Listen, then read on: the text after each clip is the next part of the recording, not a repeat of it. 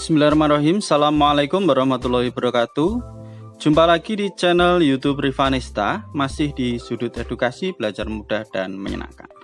Bagaimana kabar adik-adik sekalian, khususnya siswa-siswi kelas 3? Semoga hari ini kalian dalam keadaan sehat ya, karena dengan kondisi yang sehat pastinya kita bisa melakukan berbagai kegiatan yang kita inginkan.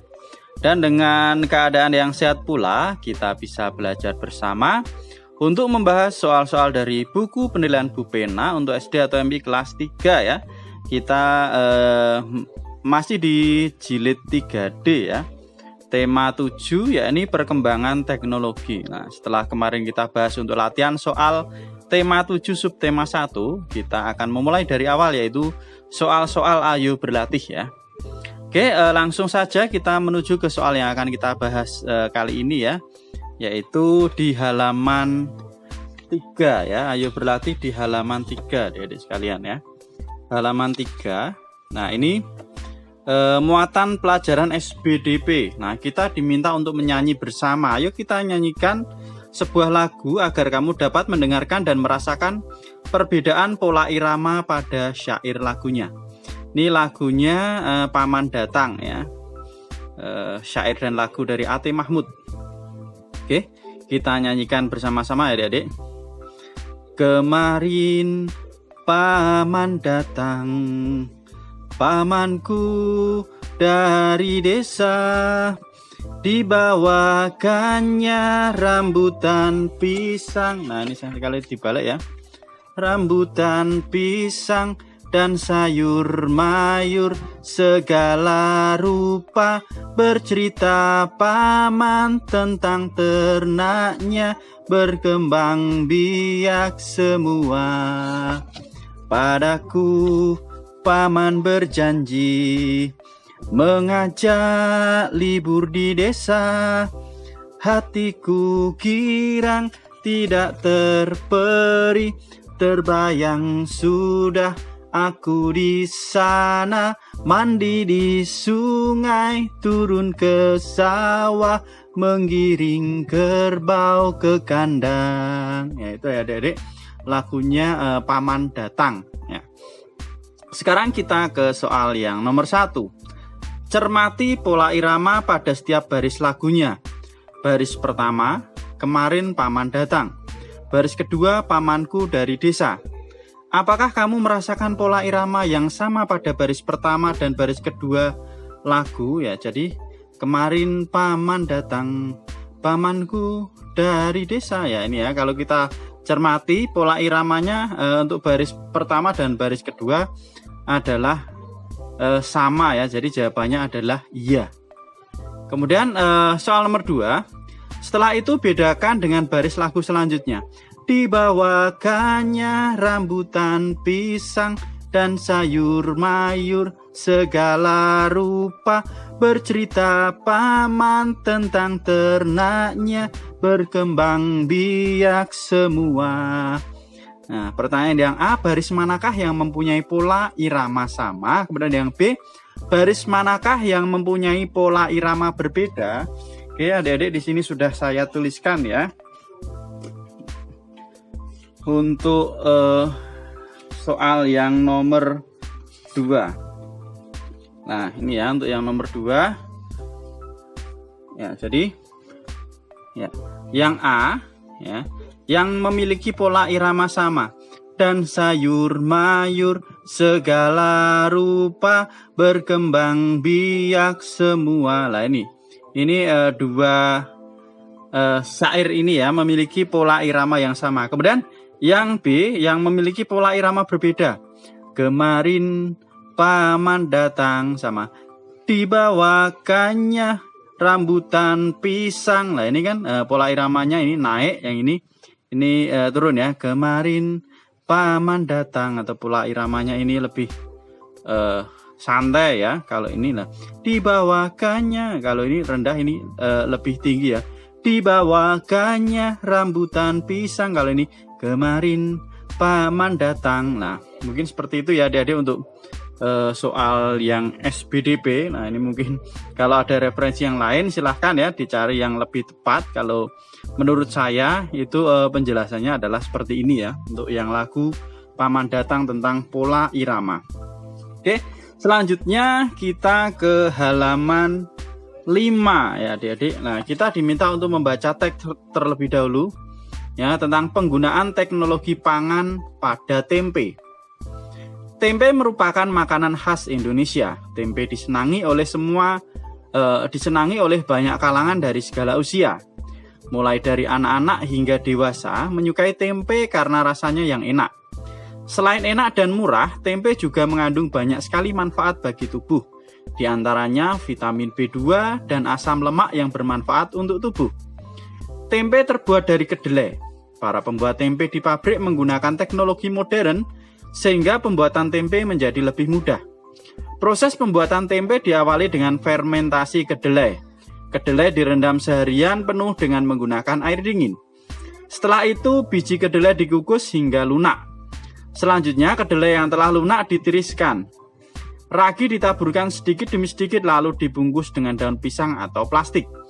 Setelah kedelai dibungkus, diamkan selama 1 atau 2 hari hingga kacang kedelai tertutup jamur. Proses pembuatan tempe terus berkembang. Bangsa Indonesia awalnya menggunakan cara sederhana dalam membuat tempe. Namun seiring perkembangan teknologi, pembuatan tempe beralih menggunakan alat-alat dan mesin yang lebih modern untuk memudahkan mereka dalam membuat tempe. Dengan adanya alat dan mesin, para pekerja dapat memproduksi tempe dengan lebih mudah dan efisien. Oke, adik-adik sekalian, sekarang kita ke soalnya ya.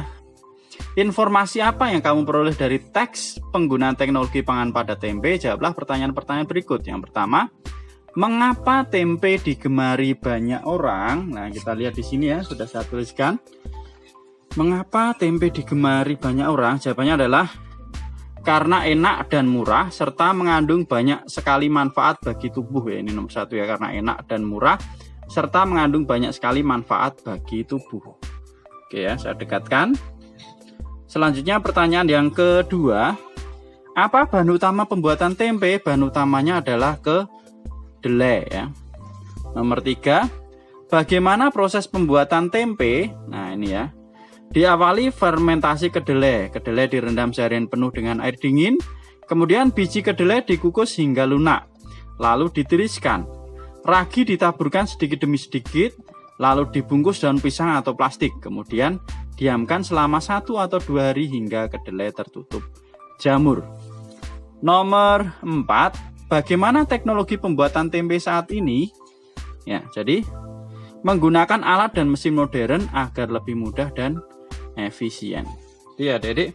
Sekarang kita ke muatan pelajaran matematika ya. Ini kita menentukan luas bangun datar dengan satuan tak baku, yaitu satuannya adalah persegi satuan. Nomor 1, tentukan luas bangun datar berikut ya. Ini kita lihat ya. Di sini ada luasnya yaitu 12 persegi satuan. Kita hitung ya. 1 2 3 1 2 3 4. 3 kali 4 12 ya, atau kalau kita hitung satu persatu ya. Ini tadi 1 2 3 4 5 6 7 8 9 10 11 12 ya. Yang A ada 12 persegi satuan. Kemudian yang B ya, dengan cara yang sama ya, dihitung satu persatu bisa. Hasilnya adalah 10 persegi satuan.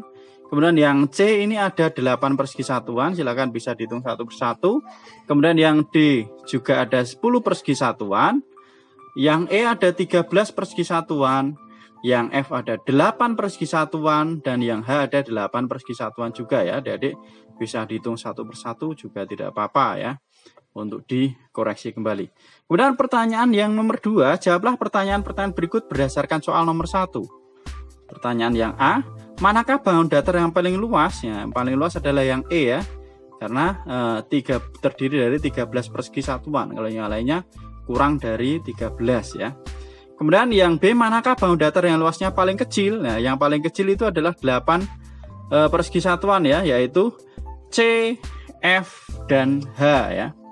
Ini ya, C, kemudian F, H, ini masing-masing 8 persegi satuan.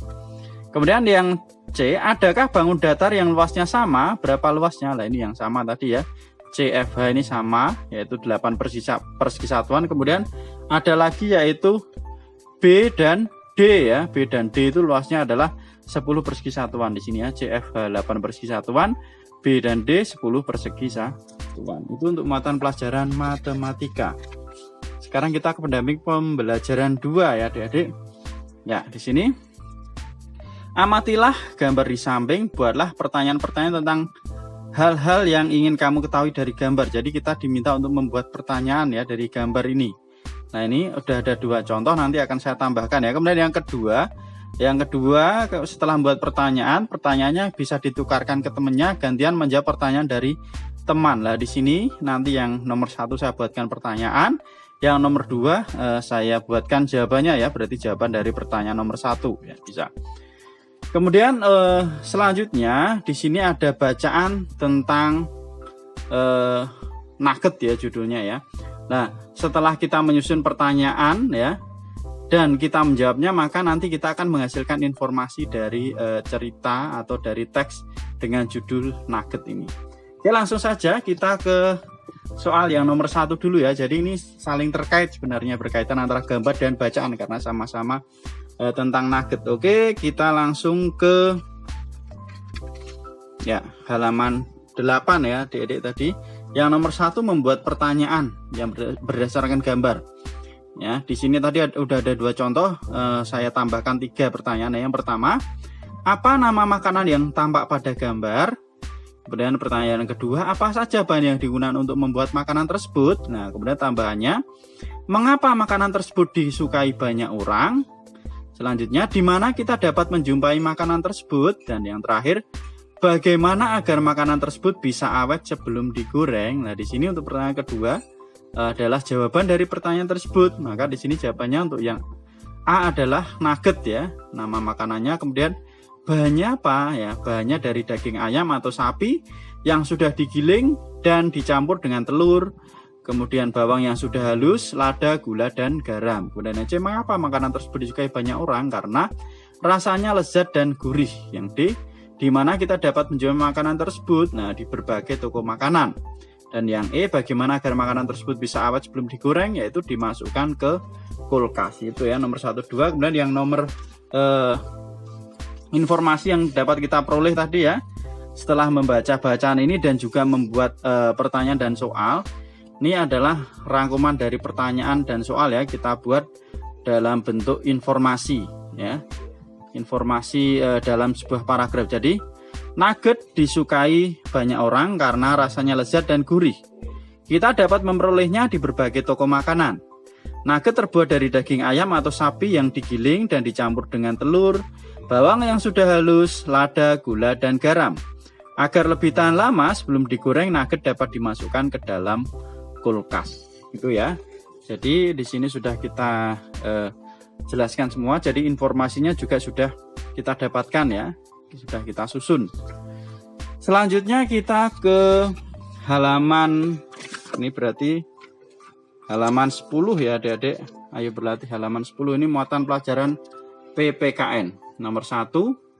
Mengapa di rumah terdapat keberagaman? Jelaskan jawabanmu. Lah, kira-kira apa? Ya, dari materi sebenarnya sudah ada. Jadi jawabannya adalah karena setiap anggota keluarga memiliki ciri khas masing-masing. Ya. Kemudian nomor 2, tuliskan dan jelaskan 3 contoh keberagaman anggota keluarga di rumah. Tuliskan dan jelaskan 3 contoh keberagaman anggota keluarga di rumah. Lah, keberagaman anggota keluarga misalnya ada keberagaman hobi atau kegemaran ya. Contohnya, ibu hobi membaca. Ayah hobi sepak bola, misalnya seperti itu. Kemudian keberagaman makanan kesukaan. Contohnya, kakak suka nasi goreng, adik suka mie goreng. Kemudian yang ketiga, keberagaman sifat. Contohnya, adik periang, ayah bijaksana, misalnya seperti itu. Kemudian pertanyaan yang ketiga, tuliskan contoh perbedaan makanan kesukaan yang ada di keluargamu. Adakah makanan yang berasal dari bahan yang sama tetapi pengolahannya berbeda? Ya, oke. Jadi contoh perbedaannya adalah ada yang suka daging ayam dan ada yang suka daging sapi. Ya, kemudian adakah makanan yang berasal dari bahan yang sama tetapi dengan pengolahan berbeda? Ya, oke, jawabannya adalah ada. Seperti makanan dengan bahan daging ayam ya. Jadi daging ayam itu dapat diolah menjadi ayam goreng, sup ayam, atau diolah menjadi nugget ya. Oke, mungkin sampai di sini dulu ya adik-adik pembahasannya untuk pendamping pembelajaran 1 dan pendamping pembelajaran 2 ya. Untuk pendamping pembelajaran 3 dan seterusnya tetap ikuti terus di channel YouTube Rivanista. Terima kasih sudah meluangkan waktu untuk belajar bersama. Mohon maaf apabila ada kekurangan. Silahkan pertanyaan atau saran bisa dituliskan di kolom komentar ya. Dan yang masih ketinggalan pembahasan video kami sebelumnya bisa dilihat di playlist ya, Bu Pena kelas 3. Jangan lupa untuk selalu berdoa agar diberikan kemudahan dan kelancaran. Cukup sekian dari saya akhiri. Assalamualaikum warahmatullahi wabarakatuh.